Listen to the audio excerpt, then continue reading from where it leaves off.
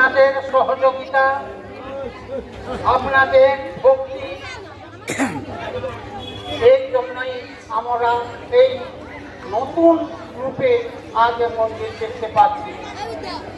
যারা বিভিন্নভাবে দান করেছেন, সমস্ত 8 বারের বিশেষভাবে অনুরোধ করব, আমি কমিটির পক্ষ থেকে বলছি, আপনারা আমরা বেরোবো দলবদ্ধভাবে কমিটি বাড়ি বাড়ি যাব এবং আপনারা সাহায্যের হাত বাড়িয়ে দেবেন।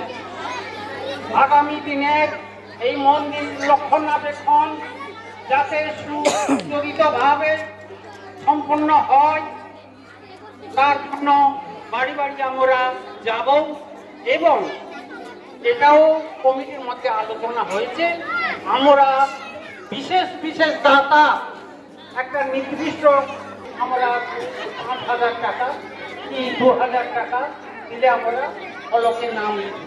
কারণ আপনারা সবাই জানেন একটা নাম লিখতে গেলে কত খরচ, তাই